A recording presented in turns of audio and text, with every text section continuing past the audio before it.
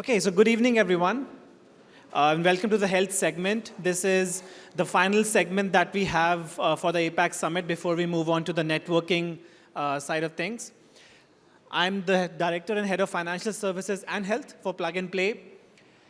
So health vertical for Plug and Play APAC started 3 years ago when we partnered with Roche in the APAC region for the Startup Creasphere program.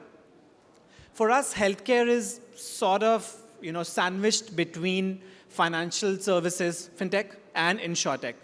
Because, you need financing to be able to afford healthcare, and a lot of insurance partners have life insurance as a big segment of theirs so that they can offer similar services and work with healthcare firms.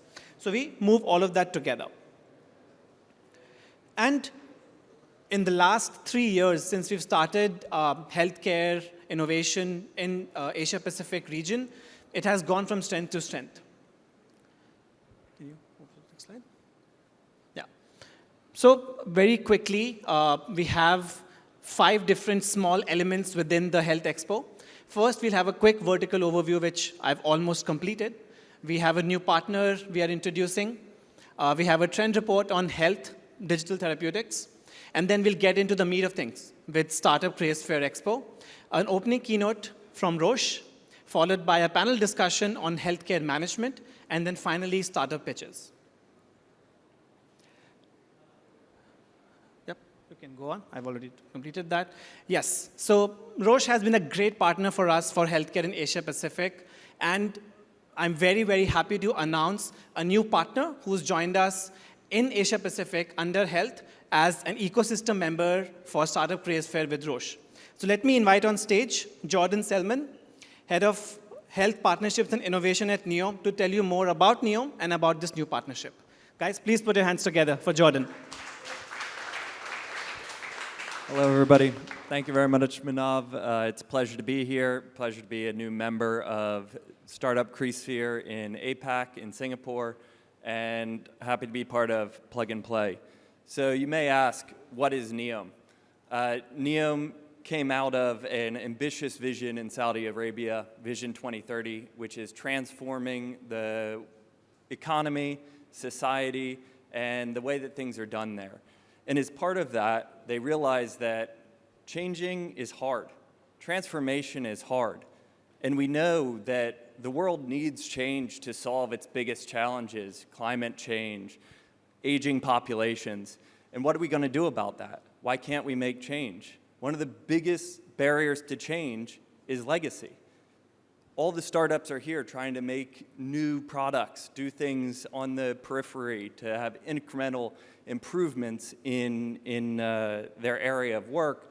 And if we start from scratch with a legacy-free system that's unencumbered by the current way of doing business, we have an opportunity to redefine livability, redefine the way we do business, and redefine the way we do conservation. We don't have to do business at the expense of the environment. What are the new models of how we can work together to do this? So where is NEOM? NEOM is a region in the northwest of Saudi Arabia. It's approximately the size of Belgium. So we're not doing things at a small scale here. I think that's about 30 times the size of Singapore. And again, starting from scratch, not just in the health space, but across all areas of an economy. Currently, we have 14 economic sectors. Those are all the areas you would have in any society: energy, water, food, mobility, health, well-being, and biotech. So let's talk about why I'm here, what the health sector is doing. At NEOM, the health sector is looking to solve global challenges, and in order to solve global challenges, we need global solutions. We need access to the talent, to the minds, to the businesses that are looking to do some things in a completely different way. We know that health systems today are set up wrong. Everything is set up for care. When you're sick, you go to get better. But we totally forget about how to stay healthy. So 80% of health outcomes are not driven by the clinical side. They're driven by the physical environment, your healthy behavior, the social and economic factors. Yet, 80% of money in the health sector is spent on clinical, on your hospitals, on ambulatory care. Why don't we spend more money on prevention? Why don't we spend more money to keep people healthy? So NEOM is looking to shift the paradigm from sick care to health management. And in doing so, we look to extend healthy life expectancy by 10 years. Why healthy life expectancy? If I give you 10 more years in a hospital bed, it's not too appealing. But if I give you 10 more years with your family, 10 more years of going on adventures, 10 more years of healthy life, it will be transformational for everyone. How do we do this? It starts with health in all policies. So creating the city that interacts with urban planning and design, with the mobility sectors, with the sports sector, to create a city that promotes both physical and mental well-being. Using the biological knowledge that we know to base your risks and personalization of care so that we can predict what's wrong before it ever happens. Focusing on prevention, and not just prevention, but reversal of chronic disease. And doing all of this through a comprehensive and integrated health system. What's that comprehensive and integrated health system look like? Well, we think of it as population health at the personal level and personal health at the population level. So everything is person-centered. We'll still have hospitals and health centers because you need those when you do get sick. But before you do, we'll have the biotech innovations. You'll have their digital front door. So following where you are, what you're doing, so that we know to keep you healthy. And everything's focused on that individual. So it starts with a personalized assessment. What is your baseline? Where are you? Your demographics. Whole body scans to understand what might be, maybe you have a small little tumor that we can take care of today before it ever becomes a problem. Then maybe if you're fortunate and you're healthy, how do we keep you healthy? A personalized health plan that is based on your genomic makeup, your socioeconomic position, your lifestyle and behavior, and your preferences to keep you healthy or to improve your health. Then you have that real-time engagement, whether it's by virtual coaches, whether it's by nudges on your phone or anything else. And then when we do see that you're sick or something's starting to go wrong, we can then have personalized treatment based on exactly what is wrong and what's happening. So how do we end up doing this? Well, it's a broad mandate. There is a lot to do. We're currently in the health, well-being, and biotech sector organized around 11 key pillars. So this is designing the health system, the insurance, the academia, the research, our partnerships in innovation space, biotechnology, and how do we develop this whole ecosystem from scratch to deliver in a new way. So NEOM's health sector is underpinned by very important pieces. We know we can't do this together. We need partners. We don't intend to build everything from scratch.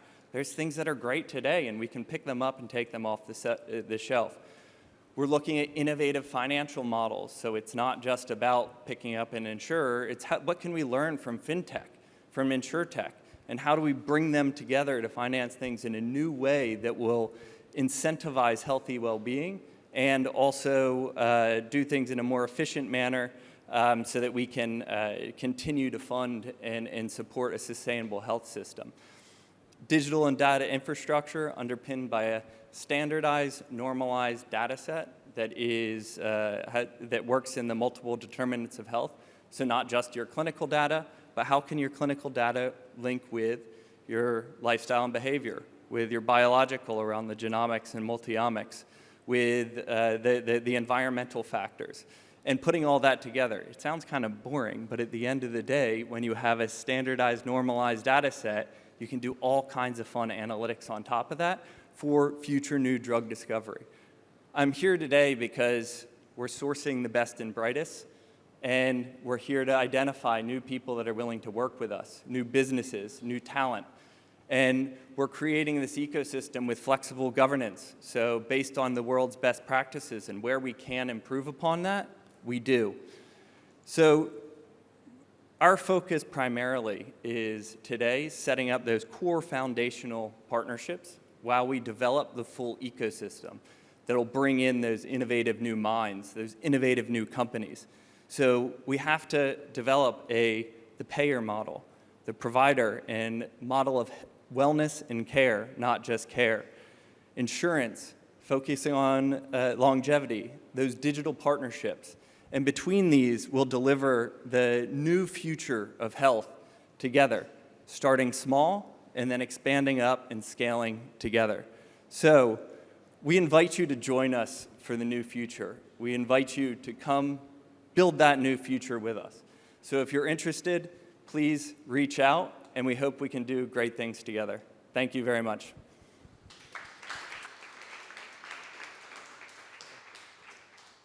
Thank you so much, Jordan, and welcome to the Plug and Play and Roche Startup Creasphere family. So health tech innovation in Southeast Asia and Asia Pacific is growing at breakneck speeds.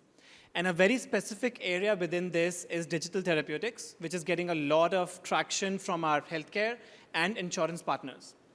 To share more about this particular space, I'll invite on stage Ashwin to share a small trend report on this. Thanks, Manav. So thank you very much, everyone, and happy to see everyone again. So today I want to talk about something that's really interesting, and to Jordan's point just now, really the future of healthcare. So just a quick introduction. My name's Ashwin. I'm the program manager for our financial services and health verticals, and the content in this deck was put together by a ventures analyst in the health space, Alvin. So digital therapeutics, taking a step back before we talk about that, just to understand where we come from, I want to talk a little bit about Plug and Play globally. So Plug and Play, we partner with a wide range of companies across the healthcare value chain. So anywhere from pharmaceutical companies to diagnostic companies, payers, providers, really anyone within the value chain. And especially people like Neom, who are more in the ecosystem space. And this really gives us a unique perspective to understand what are some of the emerging trends and technologies within the space. On the investment side of things, we've made over 140 investments globally. We've made investments in companies that are synonymous with chronic disease, digital therapeutics like Ciba Health. And we've recently just picked up our investment activities in APAC, starting with Miracle Health, He Health, and many more hopefully over the next couple of quarters. So, digital therapeutics.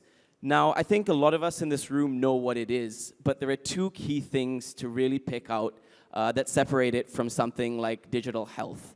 And the first one is it's really driven by software and data, and this data really needs to be clinically validated. So I will harp on about this throughout this presentation, but that's a really, really important point. And the second one, and maybe sometimes something that people confuse it with, is that digital therapeutics is meant to complement traditional forms of care. So it's not meant to push anything out. And that really, opens up a lot of doors of opportunity. So looking at the value chain of a digital therapeutics company, again, there are two things that are really key for success. Now, the first one, like I mentioned, is the clinical evidence. Digital therapeutics are at a unique position where they can generate it as users use it. So it's very important to keep track of that and really take charge of that. And the second one, which is slightly more complicated, is how it fits into the reimbursement landscape. Now, every country, and we'll talk about this in a bit, has a different regulatory pathway or landscape. So it's important to know how it can navigate that locally. So when we're looking at, partnering with companies like this, the product usability and things like that are secondary, I would say. Now, globally, when we look at the investment landscape in digital therapeutics, we can see a couple of glaring things. Now, a lot of the resources are going towards behavioral and mental health, as well as diabetes and chronic disease. Now, one of the reasons is, the way that these diseases are treated. The patients can be treated at home. But a really, really interesting thing to note is huge disease areas like oncology, gastrointestinal diseases, these don't really have the same kind of resources. So for the providers within the region, it's important to note that these are huge opportunity areas. So if we dive in a little bit deeper, we can see that 2017 to 2022, we've had almost a 4 times increase in investment in the landscape. But now, looking at 2023, that's down to below 2017 levels. And this is because of a couple of 3 reasons. So the first one, of course, is we've seen huge spending in 2021, 2022 in the investment landscape in health tech, and that sort of died down post-pandemic. The second reason is the fall of digital companies like Pear Therapeutics. Now, these companies make it a little bit more stringent on the investment side, and we really have to evaluate that clinical data more closely. And the third one, which is a little bit to do with the lukewarm performance of a lot of public companies in the digital therapeutic space. So, while investments are down in the space, one interesting thing to note is that partnerships are up. So we've had a record 40 partnerships in Q1 2023 between digital therapeutics companies and many different stakeholders in the ecosystem. So looking at this, from a company perspective, it's very important to know that the only resources available aren't direct investments. There are forms of partnerships that can expose different types of opportunities. So I know there's a lot going on this slide in terms of the regulatory landscape and the reimbursement pathways. And every country has got their own sort of framework that they're going to use to evaluate this. The 2 things that are really consistent, I would say, are 1, the clinical data. Again, this is something that's super important when you're looking to get approval in any country, and a patient-centric solution is one that you're going to need regulatory approval. The second really important thing to look at is that the landscape of reimbursement across different markets and key markets are vastly, vastly different. So when you're looking at partnerships, it's really important to explore different types of models that can be localized. So the progress of the regulatory approvals and the reimbursement has been slow, but it's important to note it has been steady. And over the last few months, we've seen quite a few headline news where companies are getting regulatory approval, like Click Therapeutics, but also companies are getting reimbursed in their local markets, and that's really a positive sign for the space. So, just to take away a couple of things for this presentation. So, on the corporate side, it's important to know, like I mentioned, that behavioral health, mental health, and especially chronic disease are huge spaces that are well-funded, but there's a lot of opportunity with other huge disease areas like oncology.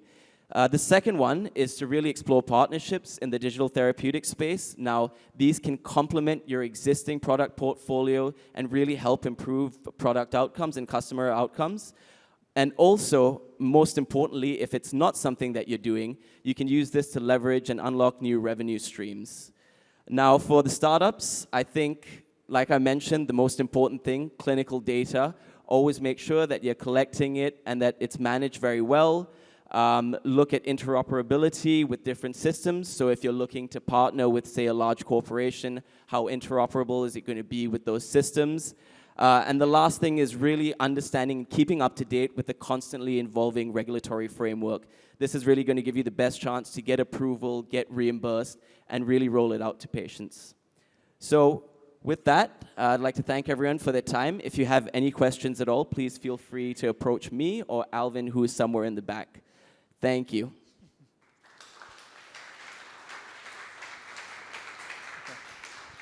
Okay. Thanks a lot, Ashwin and Alvin. So now we are getting into the very specific portion of health, which is the Roche Startup Creasphere program. Like I said earlier, this Expo in Singapore would not be happening if Roche had not trusted us to partner with us for the Startup Creasphere program. We are partnering with them across the world, starting with Munich, Silicon Valley, and Singapore. But I think there is someone here who can share a lot more about this than me. We have an opening keynote to share more about this program from Wendy Bao. Then we'll get into a panel discussion, and then we'll end off with the batch 3 startup pitches. Without further ado, please join hands with me to welcome Wendy Bao, Strategy and Innovation Lead for Roche Diagnostics, to tell you more about the program.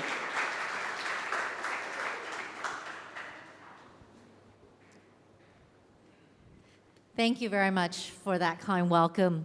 So, good afternoon, everyone. Hope everyone is doing well. Welcome to our 2023 Startup Creasphere kickoff.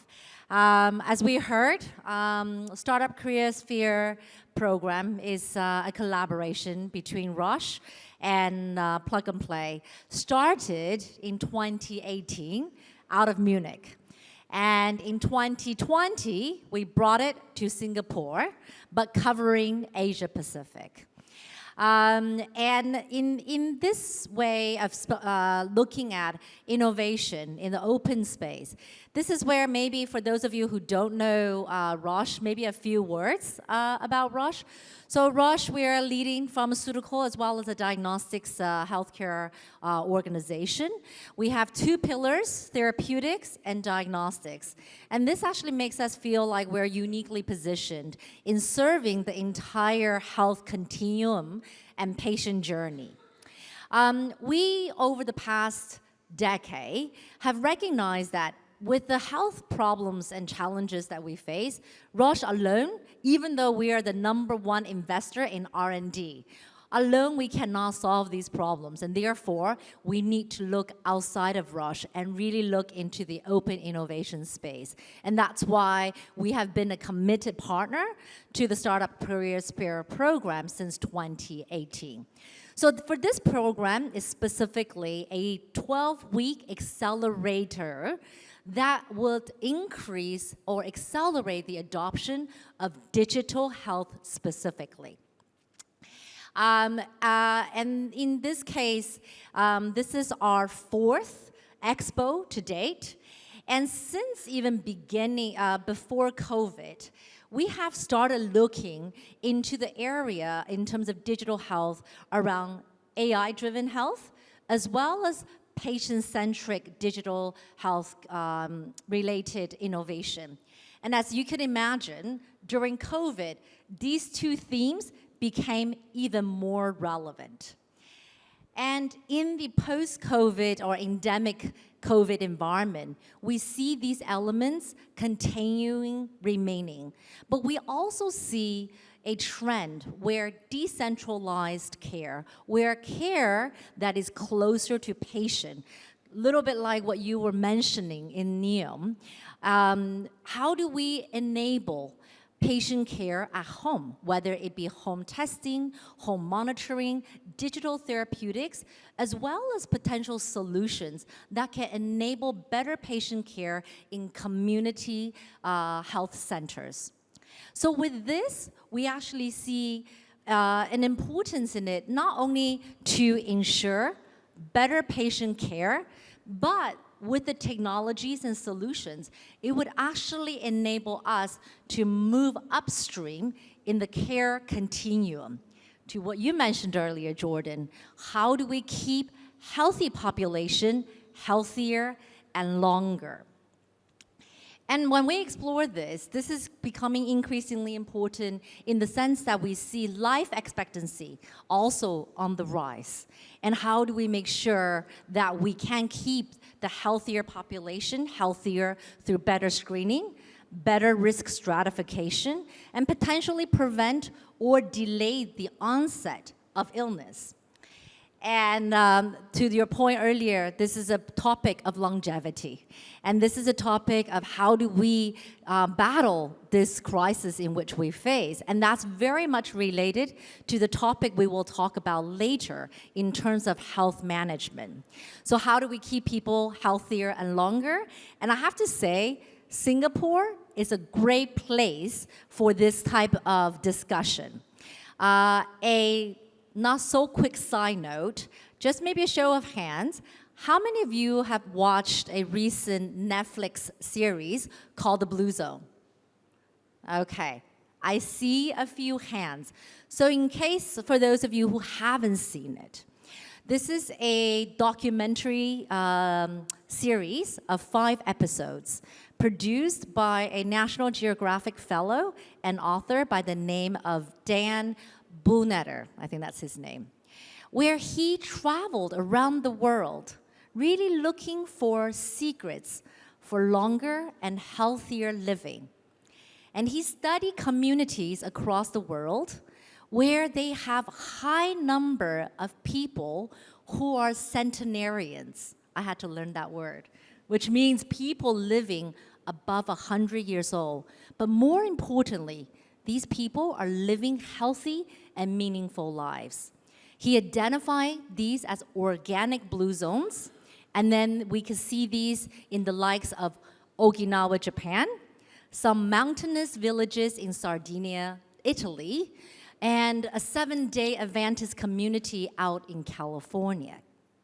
And as you can imagine, some of the secrets are eating organic, plant-based, healthier diet, incorporating exercise as part of your daily routine, as well as maintaining that human connection where our mental well-being is very cared for.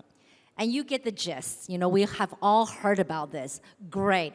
And this is where organic blue zones come from generations of culture, custom, and local practices. The next question he asked was, can blue zone be engineered? And I think, Neom, you're trying to do that. I think Neom will be a great physical location with that legacy to start. But this is actually where Singapore was actually featured in the 5th episode of this Netflix series. And Singapore is becoming, I would say, a poster child of an engineered blue zone, based on all the efforts that Singapore has done, with whether it be the government, whether it be across industries, or what we are doing to enable some of these societal nudges. And I personally believe this will only accelerate with healthier SG, where we see an increased focus around preventative, proactive, and personalized healthcare and health management. So I'm really looking forward to the panel we will have later, where we will actually have experts across different industries to really explore this topic in terms of the opportunities, challenges, and collectively, what can we do? And we will also hear from startups in this batch across Asia as well as in Europe on their innovative solutions that can help and enable us living longer and healthier. So with that, I hope you guys will enjoy the rest of the program. Thank you. Thank you so much, Wendy. And we are really glad to have Roche as a valued partner for Plug and Play APAC. Next on the agenda is the panel discussion that Wendy sold you guys on. And it's on the very important topic of health management and how the entire ecosystem of corporations, investors, nonprofits, and hospitals come together to achieve this goal. For the same, let me invite our panelists and moderator on stage. Please put your hands together for Dr. Ervina Pang, Director at Collab NTU.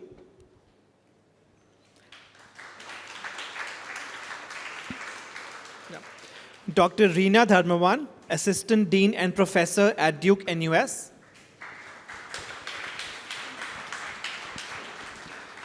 Jordan Selman, Head of Health Partnerships and Innovation at NEOM.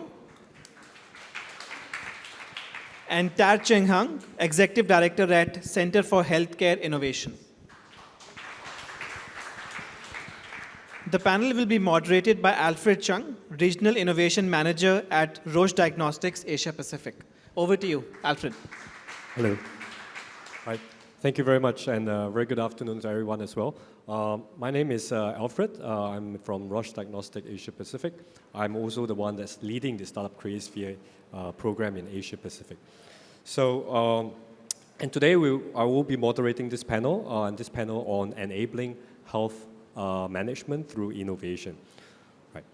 So, healthcare today, we know, is predominantly and very effective in treating the sick, and very good at extending lifespan. Very little of this is through prevention, though. We look at the OECD countries on average, we're spending, on average, 2.4% of the total healthcare expenditure on prevention. So how can we do better? What is health management? And how can innovation help us get there? And joining me for the panel today, I have this wonderful panelists. And I'll first maybe kick off by inviting them to quickly introduce themselves so that you have a better sense of the perspective that they take. And also, in your perspective, share with us what health management means. Sure, maybe let me start first. So hi everyone, I'm Ravina. I'm the director of Collab and also a seasoned bio-entrepreneur. In my past life, used to run startups that have exited and all are now in clinical stage. So hoping to develop products and solutions for the patients or for a better healthcare management. So maybe a bit also introduction about Collab. So it is actually a biometa incubator, tripartite alliance of NTU, A-Star and National Healthcare Group, which is actually located at Health City Novena. So we incubate biotech, medtech, and digital health startups. So I think in terms of the healthcare management, maybe share a bit on sort of like the vision that I could see. Really, I think what echoing what Roche has mentioned, Wendy has mentioned, really a better sort of like monitoring, screening, early prevention of how do we sort of like reverse, the sick care into a healthcare in a more proactive measure. So I think that's the mission or the vision that I like to see from the healthcare ecosystem. Okay, hi everyone. I'm Reina. I'm actually a head and neck and a general surgeon at National Cancer Center and Singapore General Hospital. At Duke and US, I'm assistant dean in the Office of Innovation and Entrepreneurship. And my work in the innovation space right now is very focused in training the next generation of doctors. They call people like us clinician innovators. And these people are very important because they're really the bridge between the healthcare and also the innovation space. And so what we have developed is a program to actually bring together young doctors, engineers, and also business school students to come together and to work very closely with industry and clinicians in our SingHealth hospitals to come up with good projects to bridge the gap. Just to answer your question about health management, I think as a clinician, right, the interesting thing that we are moving towards now, as Jordan has rightly mentioned, is a lot more personalized and a lot more integrated kind of solutions that we are looking for. I'm a surgical oncologist, so even for cancer, for example, we are actually going a lot more into the genomics of the specific, because every tumor is actually different, right? So we are going into the specifics of the patients, be it the genomics or the demographics and whatnot, to hopefully cater a better management plan and better outcome. So to me, the trend in healthcare right now is really more personalized and, to what Ivana has mentioned, a more integrated system. So, very quick one. Jordan, up to you. Hello, everybody, again. Jordan Selman. I guess I'm kind of humbled to be around everybody here. I'd more say I'm a passionate enthusiast about these things than an expert. But my background's national transformation, so transformation at the national level is really how you take all these different pieces together and make them work. So that's what I've focused on, and I think what I've learned from that, and we apply that in health is very complex, and the human body is a very complex organism. So how do we make those changes in health management? And for me, I think one of the important areas that's often forgotten is preferences. So what makes the individual make the decisions that they make? And what can we learn from groups like Netflix? We spoke about that earlier, for what your preferences are and what you want to watch next, to help apply that in the health space to make you make the right decisions to keep yourself healthier or to improve your health. Thanks. Good afternoon, everyone. And firstly, thanks to Alfred and team, Wendy, for inviting me here today. I'm a radiologist by training, and I'm currently working in one of the National Healthcare Group hospitals, Tan Tock Seng Hospital. And I oversee the Center for Healthcare Innovation. So I work very closely with Irvina, actually, because her incubator lab is right next to my center. I think the whole idea about health management really starts with the patients or the population. So we all know that Singapore is moving towards the healthier SG and the focus on preventive care. I think a lot of it has been the levers which, in the public space, we are able to activate. So, the hospitals, the primary care clinics, and even just the ministry in terms of policy. What we haven't really been able to tackle so well, and maybe we can discuss this more, is the mindset of the population. Today, I think a lot of health is driven by healthcare, which is really the treatment for disease. And we haven't quite seen that shift in the population mindset to say, hey, this is my own health. And even if there are no incentives for being healthy, I want to be healthy. So I think mindset is probably a big area which we should all target. Thanks. Well, thanks for the quick introduction and as well as your perspective of what health management means. I think for us, especially for this audience, and we're thinking about innovation, obviously we are seeing a lot of global innovations proliferating and a lot of it being adopted slowly into the system. But the question for us really is that when we think about innovation and we think about, in this case, health management, what do you think, what sort of innovations do you think can actually enable a more proactive health management? And maybe to make this a bit more concrete, can you maybe share one example from your immediate experience, from what you're seeing, that actually exemplifies that?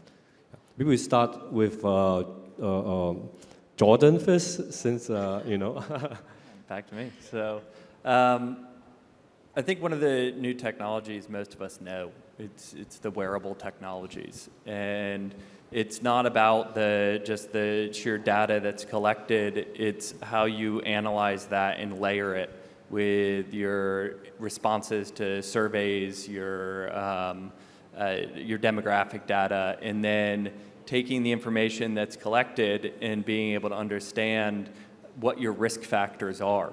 And then from that collection point, you can understand a whole bunch of different things that might potentially come up. And then you layer that with the other pieces, whether it's your genomic data, or you can push it up to a clinician who can help to identify what you might need to do. Is it a problem or is it not a problem? And I think that's the important thing, is not just the wearable itself, but it's how you layer that data to make it truly meaningful.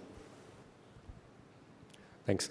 Maybe from the clinician perspective, right? I think that would be nice to have. I think I'm always a strong advocate for starting with the understanding your problem, right? So what are you trying to solve, and who are you trying to solve? Or in the business school words, who are your real customers that you're creating any innovation or any solution for? And that's what we advocate. It's called a needs-driven innovation. So you do need to really spend a lot of time really understanding on the ground, and within that problem in itself, what's the exact pain point that you are specifically trying to solve. And you can only do this by really speaking to as many people on the ground as possible, be it, if the doctors, the healthcare professionals, patients in itself, right? So for example, like what Cheh-Heng has already mentioned, right?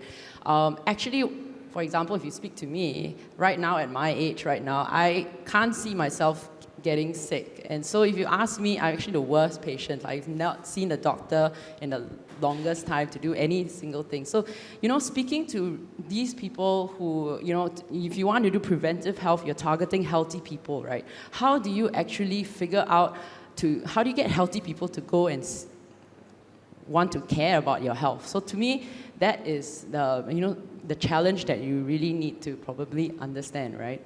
The other thing is that I think there's a lot of innovations that are coming up now, but you do need to know also that there are different issues that you can come up with the best technology, but every technology will have different issues when you're actually trying to apply to even things like different geographies, right? So to us, this is what we call access. So you can have the technology, but if the patients, if the healthcare professionals hasn't have access, or the education to use your technology, then what's the point of creating this technology? So even going to the fine details of all these different points, to me, is something that are really the challenges to bringing innovation on the ground. Yeah, I think personally, and maybe to extend on Jordan's point, one of the devices that have come up that I think potentially can change the whole game for health is really continuous glucose monitoring, and then all the other solutions that you can layer on top of this. Why I say this, we don't typically measure our glucose unless we go for a health screening check or we are diagnosed with diabetes, and then we want to regularly know our sugar levels. But the continuous monitoring allows us to understand which types of food we take can spike our glucose, and everybody behaves slightly differently. And I think right now is probably in the hands of the minority of the population who kind of are aware and are self-activated to find out. But imagine if we applied this across the entire population. That would be a huge game changer, because everybody would then know their so-called phenotype. What kind of, if I eat durians, will my sugar spike? For some it does, for some it doesn't. And so I can better then control my glucose levels. What kind of activities do I do? If I walk, for example, will that help me to bring down my sugar levels? And we're only just talking about blood sugar, right? There's so many other facets, so many other biomarkers in the body that we can be tackling. And I think one of the problems we have today is really the fact that, in medical science, we've developed it to treat diseases. Even doctors ourselves may not have many answers about wellness. Patients sometimes ask me, should I drink coffee more than twice a day? I won't know the answer. Some reports say that they reduce the incidence of cancer. Some reports say that they can, reduce the incidence of dementia. But do you actually know what these day-to-day diet or activities do to our health? I think there's still a lot of opportunities. And I think all the wearables and all the sensors that we are slapping on to patients today actually will create a lot of opportunities for us to understand more about wellness and health and be able to better maintain that. Just make one point on that quickly. It's interesting is what some companies are doing is kind of reverse engineering it, allowing the AI to look at things and say what may have been the cause to it. That's what happened with Apple Watches with predicting heart attacks. Some of the full body scanning companies are looking at this for how they can potentially predict things that might be wrong. And the clinical trials process is very difficult. So it's saying, we'll just point it out. Maybe you look into it and we'll allow that time to make that discovery. But if we point it out and can monitor it going forward, it's an opportunity for improving health. Thanks, and I think we'll get back to the challenges, but before that, Avina, from your perspective, because obviously at the incubator, you'll be seeing a lot of this kind of innovations. What are some of the things that you're seeing? Sure. So I heard a lot of very good pain points for the startups out there. So remember, it's very important to develop the solutions based on what actually the customers or the one that actually user that you are targeting. So that's very important. I think to switch gear a little bit. So I think I'm someone who believes in incentivize. So Chiheng mentioned about, how do we sort of like encourage the population to take care of our health. I mean, we all know health is wealth for certain sort of like us. And how do we then incentivize? Of course, it can be via lifestyle, health education, but can we do more to incentivize on that? And how about the new innovation that, the startup companies are developing? And of course, when the startup company are developing the new solutions, how then we also incentivize the startup companies? So maybe, the business model, a very innovative business model that the investors actually will be very keen to explore, for example. And how about the payer, meaning that, for example, the insurance. How do then, the payer, the insurance, able to incentivize actually individuals to take a good care of health and startup that develop very good solutions for population to take a good care of the health. I think these are some of the sort of open things that I like to explore as well. No, thanks, Tega. I think that's a good point that really sometimes it's not just about the innovation, but also beyond that innovation, there's a lot of other things, thinking about the reimbursement, other ways of incentivizing and bring different players in together.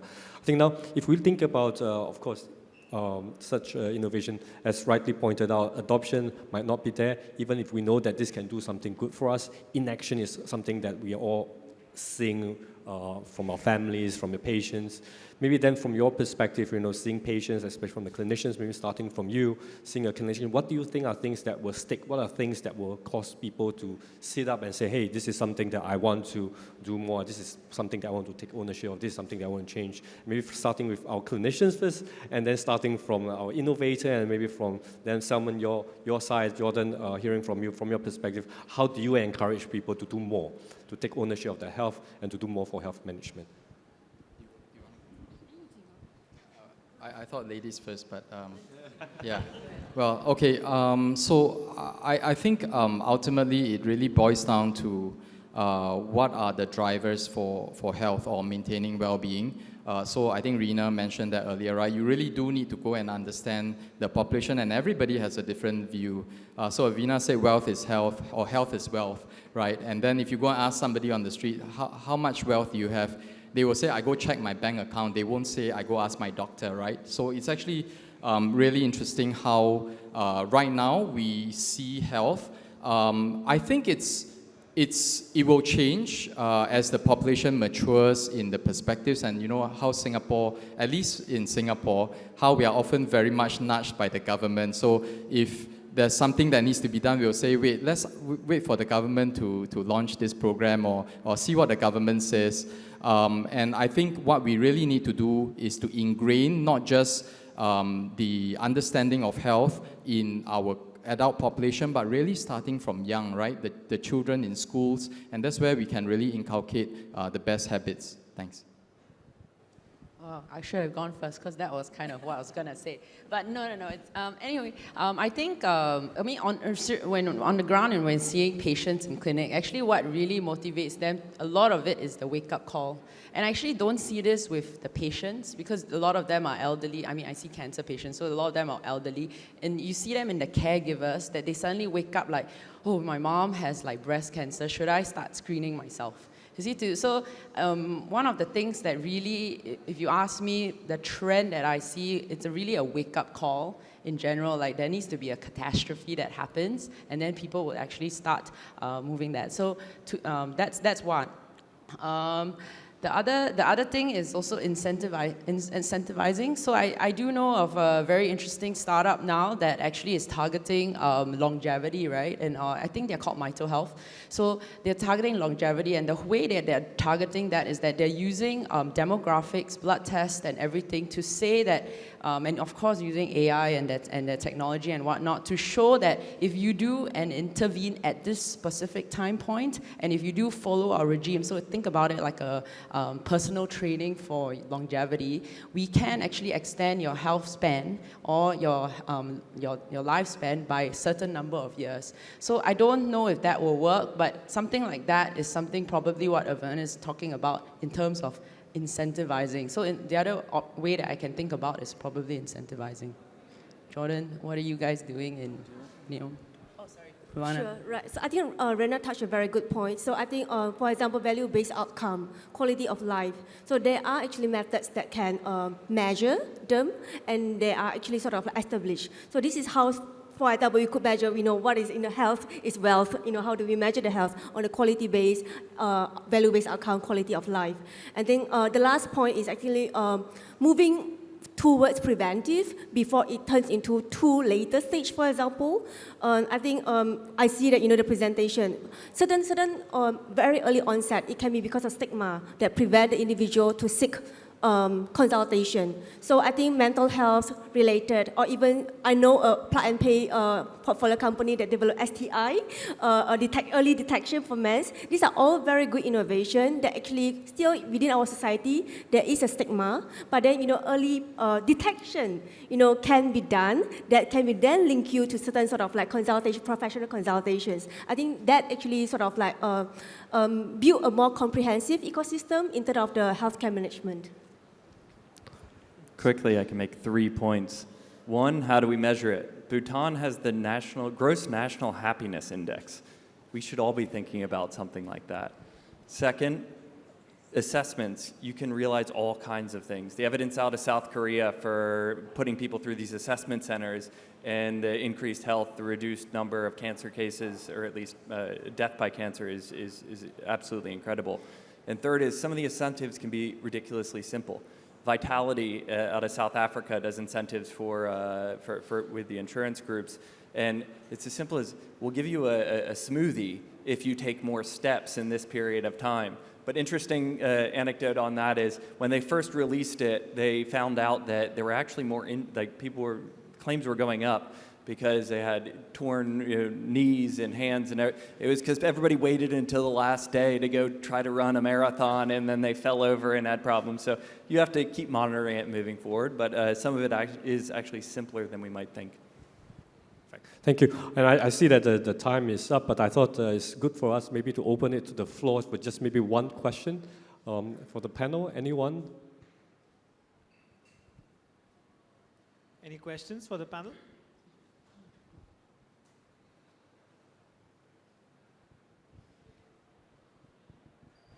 Hi, may I know if there are any steps taken at the public level or private level to make screening diagnostics more accessible for people?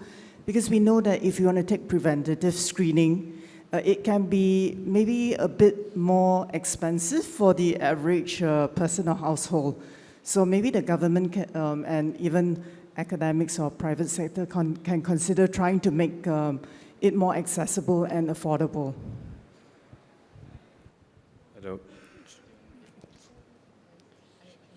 Shaheen, you want to take that, and maybe Jordan as well? A quick one from me, maybe Healthier SG, emphasizes going for your blood tests, look for the 3 H's, right? So hyperlipidemia, hypertension, and hypercholesterolemia. So I think, diabetes, which is high blood glucose. Now, the issue with this is that you're only limited to screening for those key conditions and those that we identify as major burdens of disease. So we do the same for cancer screening, right? We screen for breast cancer, colorectal cancer, and cervical cancer, and those are standard. Everything else, like prostate cancer, even lung cancer right now, is not standard of care in our medical practice. But I do see some evolvement. Low-dose lung cancer screening with CT, for example, is coming up. And I think what we really need to do, and you mentioned government earlier, is to understand that distinction between what the population can afford versus what the individual can afford.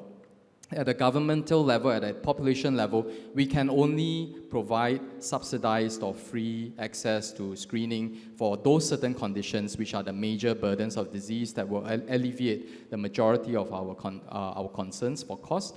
But when it comes to the individual level, then, people do genomic testing, people test for various types of tumor markers and so on. And I think that's where it gets a little bit gray, because it's in the space of the private industry, and we often lack evidence, right? So to make it into a population level, you need those screening tests to be able to show you a reduction in mortality. That means you screen for it, it actually reduces the number of people dying from that condition. If you don't have that, then it's very hard to make it into that level for cancer. And then, of course, for the 3 H's that I talked about, it's really because they are the major conditions today. I think the question is really, how do we accelerate the evolvement of those evidences to move people towards the so-called screening, or to move these towards the population-based screening. And the example that I raised, the continuous blood glucose monitoring, is one example where we know it's important, but it's not immediately accessible to everybody right now. And if there was a way we could democratize the access to all these screening methods, then perhaps we will see a greater uptake. Thanks. And just to add to what Cheheng has mentioned, the reason why the government has subsidized those, for example, cancer markers, or so cancer screening that is available in the subsidized clinic, is because there is data and it's gold standard. So we do see, for example, in clinic, if you actually do cancer markers that are not part of these gold standard, it actually leads to higher cost, because we are obliged to actually investigate, and most of the time we're investigating for things that might not be there. So it's the other option, which is over-investigating, which increases the healthcare cost. So there is a reason why that panel is it's included in the subsidized panel. And with that, thank you very much to our panel for the wonderful sharing today, and also to our wonderful audience today. Thank you.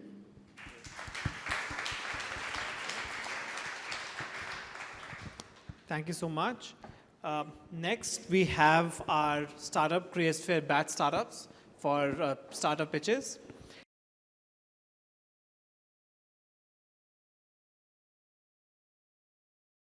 So we have 3 startup pitches. One is live and the other 2 are recorded. Bear in mind that you're standing between the audience and networking, so please keep it within 3 minutes.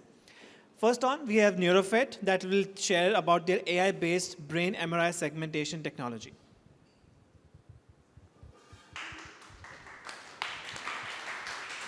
Hello, everyone. Thank you for having me here. My name is Jake, CEO and co-founder of Neurofit. Neurofit is developing medical device software using AI-based neuroimaging for brain disease diagnosis and also treatment planning. We have 2 types of product line. One is image-based diagnosis. It is in commercialization stage, got medical device approval in many countries and making sales revenue. And other one is neuromodulation, electrical brain stimulation treatment for brain disease in clinical trial stage. Yeah, we has raised 38 million USD fundraising for so far. Last month I finished our Series C fundraising. It was too much tough. We have 100 workforces and 70% R&D. I think it is the biggest size in the world in neuroscience field. Yeah, the first Alzheimer's disease drug got approval to remove beta amyloid from the brain and delay the progress and inhibit the cognitive decline. And the paradigm is entirely shifted. Before new drug, image analysis is to just support the visual readings of neuroradiologists, but now neuroimaging is essential for prescribing the drug by amyloid positive or negative using PET image, and also for monitoring treatment effect by amyloid reduction before and after drug, and also to decide the stop drug by ARIA, side effect in the brain MRI. So our Aqua do everything for drug. First one, our MRI analysis solution quantify the atrophy pattern, atrophy degree to define the types of dementia. And in the Alzheimer's disease, the rapid atrophy in the especially hippocampal area is a main characteristics, and it is not easy to figure out the abnormal atrophy in the first MRI scan. But our Aqua provide this kind of quantitative result, and it shows it has already severe volume reduction in the brain. So it means it is possible that for early diagnosis of Alzheimer's disease. Other one is scale PET image analysis software to quantify the amyloid accumulation degree in the brain. So it calculates the centiloid scale, and over 30 centiloid scale means amyloid positive, and it is Alzheimer's disease. So in our validation study, accuracy is very good, comparing visual reading and our quantitative result based diagnosis. And our company is the only one company got a medical device approval by FDA in the world. For now, so far, yeah. The limitation of a new drug is a side effect, amyloid-related imaging abnormalities, called ARIA, and it can cause the death of patient. So it needs many MRI scanning to find ARIA, and it will make too much time-consuming and labor-intensive work to neuroradiologist. So our Aqua to find area and calculate the size, the number of area, the location, and define the severity of area. And other limitation is PET scanning. PET scanning is too much expensive, about $7,000 in US for just one scanning. And the problem is only 15% of MCI patients turns out to be amyloid positive. So we use MRI-based amyloid positivity prediction before PET scanning to minimize PET scan. And we are working with Roche Diagnostics to develop combining method of both image and fluid biomarker. Fluid can explain the reason, the cause of disease, and also brain imaging can explain the status, structure, lesion, pathology. So it can be very effective for drug development and also treatment planning. Yeah, thank you for your attention. Thank you so much. Next up, we have Skylabs, a global chronic disease data healthcare platform. Good afternoon. My name is Jack, CEO of Skylabs. Now, I'm going to introduce the rate-breaking innovation of blood pressure monitor. There are two different kinds of medical devices which are most important. The first one is a blood glucose monitor used for diabetes patient. The other one is a blood pressure monitor for hypertension patient. During the recent 2 decades, blood glucose monitors have evolved from BGM, which measures blood sugar by drawing blood from a finger, to CGM, which continuously measures blood sugar in interstitial fluid. However, blood pressure monitors have not evolved over the past 100 years. So the technology called the cupless blood pressure monitor has emerged. But today, all studies regarding cupless blood pressure monitors have failed to provide the performance and evidence to measure dynamically changing blood pressure properly. Now I'm pleased to introduce the Skylabs proprietary technology to measure dynamically changing blood pressure accurately. Skylabs technology uses deep learning to measure cupless blood pressure instead of rule-based algorithms. Our technology has proven to accurately measure dynamically changing blood pressure beyond existing technologies. This technology was published in the Nature Scientific Report this May. This graph shows the performance of our cupless blood pressure measurement technology. Compared to the blue color atrial line blood pressure measurement, the yellow color cart blood pressure measurement are surprisingly similar. This performance is almost identical over the different subject and the various conditions.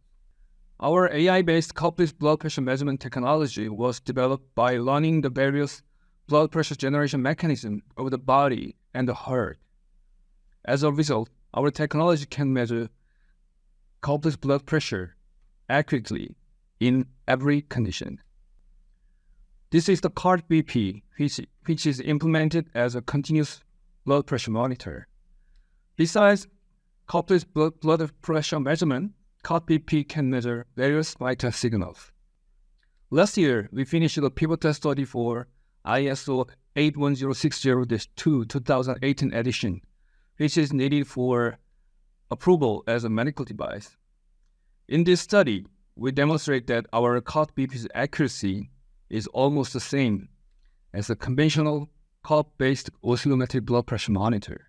And recently, we finished the pilot study for CART BP and ambulatory blood pressure monitor comparison, which European Society of Hypertension recommended. In this study, we demonstrate that CART BP has the same performance as the conventional 24-hour ambulatory blood pressure monitors. This result is a memorable first in the history of cupless blood pressure monitors. Beyond daytime blood pressure monitoring, CART BP can be used to monitor nocturnal hypertension, morning surge, and treatment outcomes without patients' discomfort. Eventually, with CART BP, 24 hours ambulatory blood pressure monitoring could become a routine solution for hypertension patients and also suspected patients. COT BP is already on the Korean market. Moreover, the reimbursement for the 24-hour ambulatory blood pressure monitoring is applied to the COT BP in Korea. And COT BP will be on the European and US market next year. I want you all to remember this one thing. Continuous blood pressure monitors are the next big thing to continuous glucose monitors. Thank you for your attention.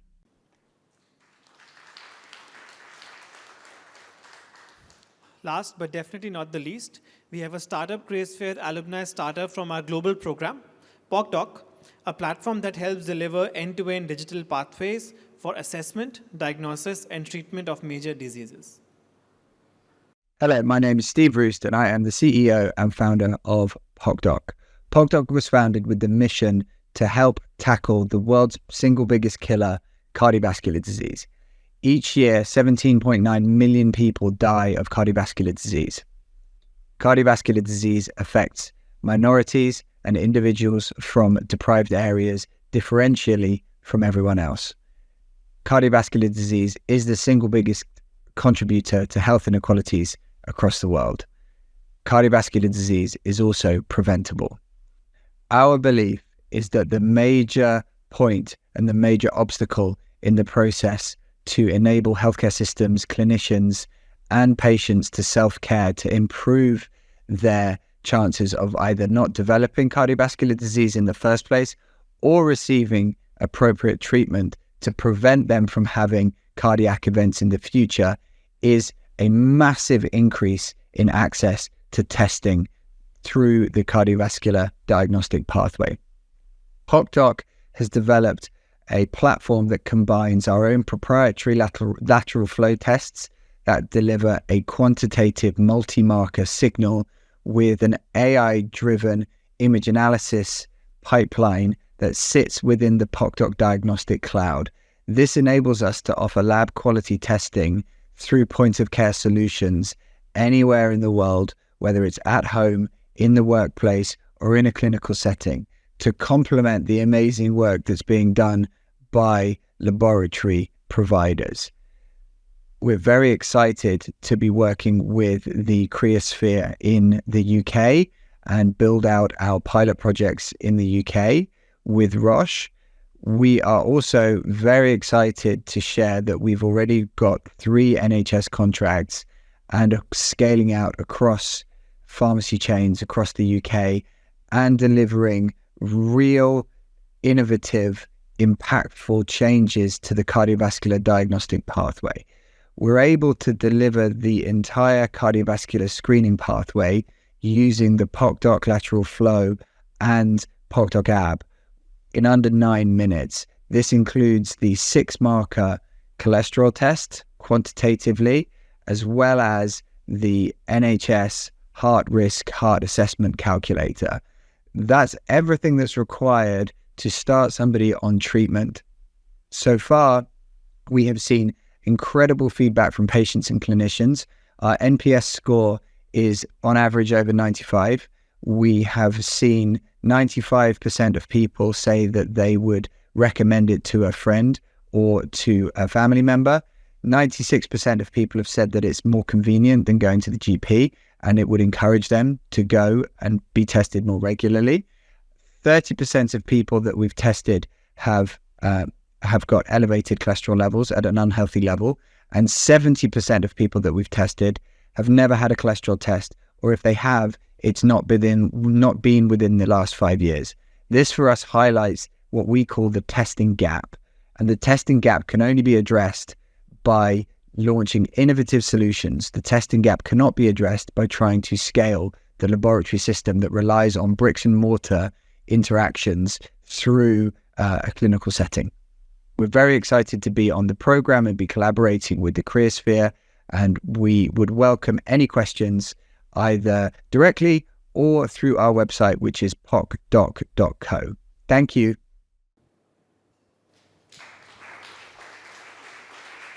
All right. So with that, we come to the end of the healthcare segment as well as the 10th edition of the APAC Summit. If you would like to meet any of the startups or know more about Plug and Play, please feel free to scan the back of your badge or to reach out to us. If you've registered for the post-summit networking, we will see you at the Masons table. You would have received a QR code or a confirmation in your email, or just reach out to us and we'll help you. Thank you so much and have a good evening.